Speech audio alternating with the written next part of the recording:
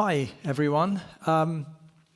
We all seem to be living busy lives. It feels like it's an always-on way of living. We're either reading or watching or posting or following or tweeting, doing things in an AI and data-driven and technology world, which can at times feel quite constricting. So in this busy world, positive but busy and sometimes exhausting world, how can you be heard? And at the same time, the office environment has changed significantly. I have no idea whether it's ever going to go back to the way it was before. We're experiencing the virtual world. Many people are not even coming into an office to interact in the way they used to. And that doesn't just impact you and the relationship that you have with your work colleagues, but also the relationship that you might have with your suppliers or your customers. So there's something going on here at precisely the same time as there is an enormous amount of noise. There are fewer and fewer human interactions. And what does that mean for you? What does that mean for us? And at the beginning of your academic career or your professional career, I think it creates quite a lot of challenge for you. And that's because at the beginning of your journey, you want to influence, you want to give your message across, you want to start to begin to explain who you are, what you stand for. And it's much harder to do it on a Zoom call because you're missing all those body cues, the facial language. And added to that, at the beginning of your journey, you're missing some of those ingredients that help you get along your way. It's characteristic that at the beginning of your journey, you don't have money, you don't have power, and you don't have reputation. And those tools can help you on your journey. Now, I don't think it's as simple as asking the ask. We know, because it's happened to us, that when people ask us to do things, we can sometimes give them a negative reaction. We do it as children, we do it as teenagers, we do it as adults. You know that feeling. Someone asks you to do something, and that might give you the opposite reaction. So I think we need to be more subtle than that. I think we need to think about how we can persuade people to come towards our way of thinking rather than pushing them away. And that's about nudging. And nudging takes place all the time. We all do it. We do it. Corporations do it. Businesses do it. Governments do it. And I want to share with you this example of a nudge. Some of you may recognize the image. This is an image from the 90s in Schiphol Airport. And the management at Schiphol realized that there was an enormous amount of mess and cost as a result of that mess taking place in the men's toilet. Now, an ask is about putting posters up in the men's toilets suggesting that they aim better. A nudge is putting an aim in. And as a result of that nudge, there was 80% less mess and therefore significant cost reduction. And so that's one of the techniques that I think successfully demonstrates how you can approach something very differently. Now, when I look back as I grew up as a child, I think some of the most memorable nudges that I experienced were in my family's Greek restaurant in North London. We grew up, my two sisters and I, with my parents, very much integrated into the restaurant world. From a very early age, probably 12 or so, Dad would immerse us in his world. And it was an amazing place to see this skill and art of nudging. Actually, if you think about restaurants, quite a lot of nudging takes place. And there's quite a lot of herd mentality around a table at dinner or at lunch. Someone says yes, other people may follow. Someone says no, and then you've lost that particular moment. And I want to introduce you to my father. This is my late father, Chris. He's seasoning a customer's meal with black pepper. He does like that pepper mill. I've got another shot for you. Here he is with the pepper mill again. This, by the way, is the top end of the pyramid when it came to cooking. The flambe at the table. Very impressive for premium customers. But Dad was excellent at nudging, and so were the other waiters. They loved what they did. They understood the product. They understood the environment. They were really good at timing. And here is one of the waiters serving a meal to some customers. And if Dad wanted to sell the last portion of pork chops, he would conjure up an enormous portion for the male customers, because he sensed that that may be something that could be quite appealing. A brandy at the end of the meal, an Irish coffee, this delicately, beautifully looking Irish coffee at the end of the meal was another nudge. Another bottle of wine or a dessert at the end from the dessert trolley. All of those experiences were nudging. And when my dad used to talk to me about wine pouring, here's another example of wine pouring. He always used to say, you go in, you pour the wine, you come out, you smile, you try and connect eye contact, you never over pour. That always annoys the customers. And it always annoys me, he used to say to me. So there was a technique, there was an art form in a North London Greek restaurant. People proud of the work they did and how they operated. And even at 12, when I look back, I think I had my nudge technique. And I want to introduce you to my nudge technique. Now, amongst the many things that Dad asked me to do, I was the cloakroom attendant. Next to the cloakroom, I would place a plate, this plate, and I would put coins on the plate. And I wouldn't fill and overfill the plate. I wouldn't do that, but I would put a collection of values. And I would never draw attention to the customers of this plate, but they'd need to be blind not to see it. It was blatantly obvious what it was doing there, but it was very subtle. It was gentle.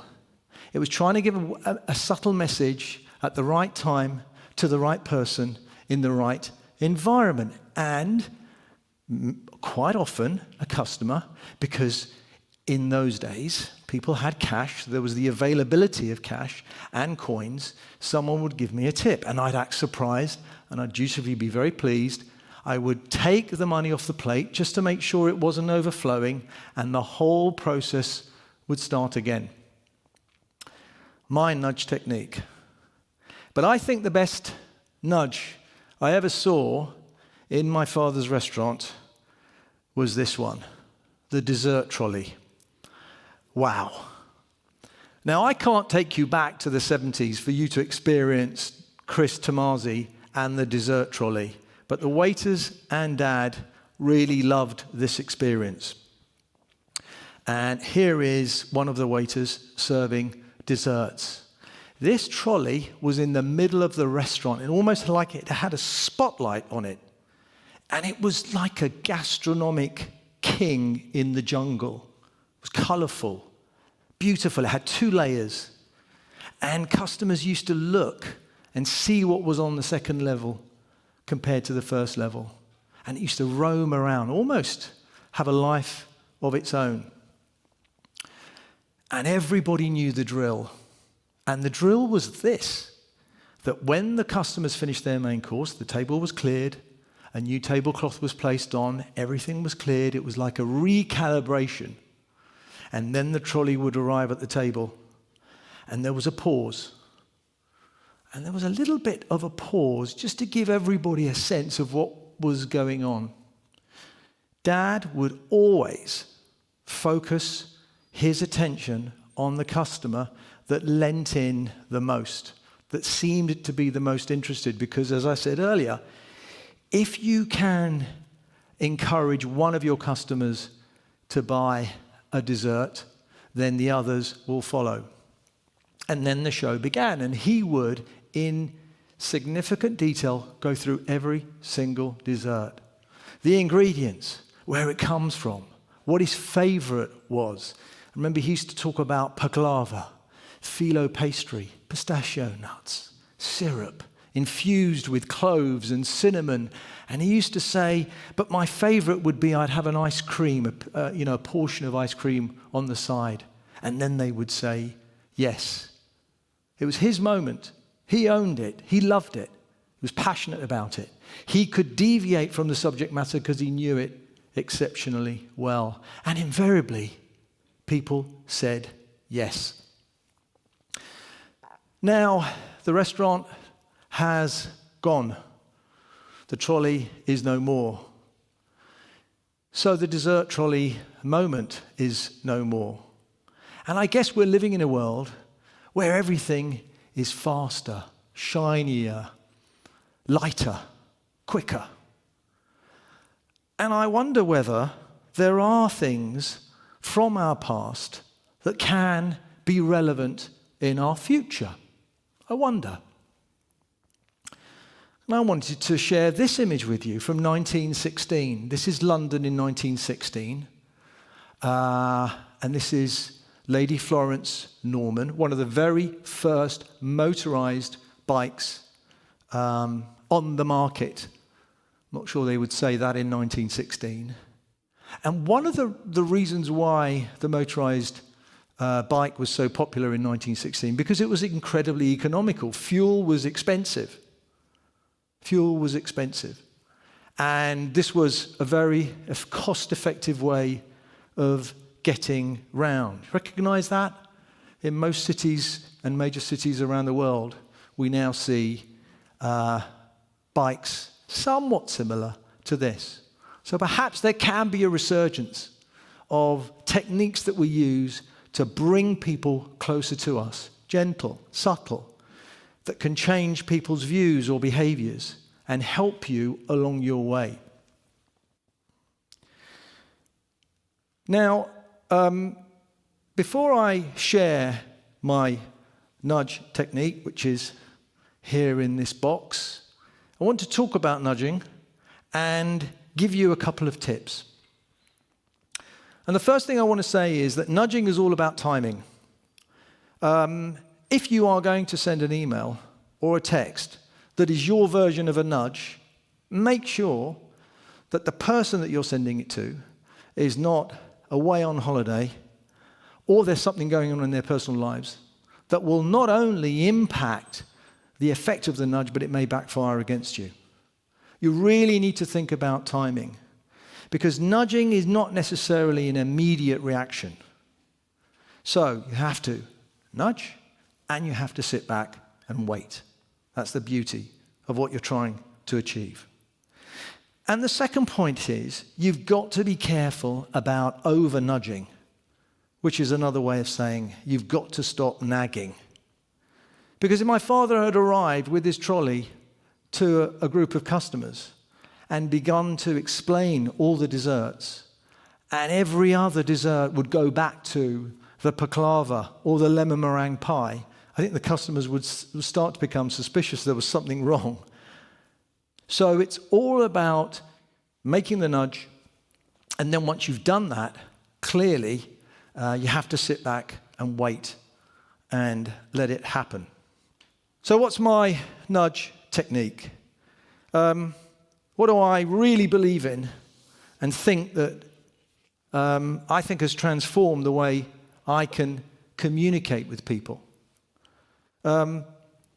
It's not an email, it's not a phone call, it's not even a face-to-face interaction, by the way. I think sometimes face-to-face interactions can backfire against us. People can misunderstand what we're saying. It's much more established, much older than that. In fact, it's one of the most oldest forms of communication, and in fact, it's so good that a lot of you don't use it, and that's what makes it unique. Of course, I'm talking about letter writing. And I am on a letter writing crusade. Because Communication through letter writing has significantly changed the way I can influence and represent the things that I stand for. And I want to give you a few examples. I send around 300 letters every year. It's my thing. I love it. It's my dessert trolley experience. Here's a few examples. If someone has done something for you, gratitude is a great way of returning energy and introducing the concept of a nudge. So anyone that's done anything for you, it is so powerful to give them a card thanking them. If you've been for a job interview, there is no harm. In fact, it can help you, give you the edge. And that's all we're looking for. If you dropped a letter thanking that person for the interview and wishing them well. If you want to work for a company and you haven't been able to connect through right to the chief exec, right to the chair, and get your message across that you're interested in coming in and having a conversation, you love the organization, congratulate the chief exec. Think of the way within which people react to getting something through the post. I mean, most of the things that we get through the post are junk mail and bills. So that's the standout that you can try and achieve if you join my crusade. I send a number of cards across the Christmas holidays and the holiday season. And I think they're quite playful. I think people enjoy it. I put a seal on the back. I think it adds a little bit more impact. You can see some of the different styles of seals. You can buy all seals. You can make your own design. You can stamp your own style and your own authority. But think about what letter writing and the impact and the reaction letter writing has to the people that you send it to. I've seen people laugh and cry. It changes people's views and behaviors about who you are and what you stand for. So here is a technique that is a flashback to the past that I think can help you in your future. And I therefore want you to join my revolution and use letter writing as a way of becoming a perfectly successful nudger. Thank you very much.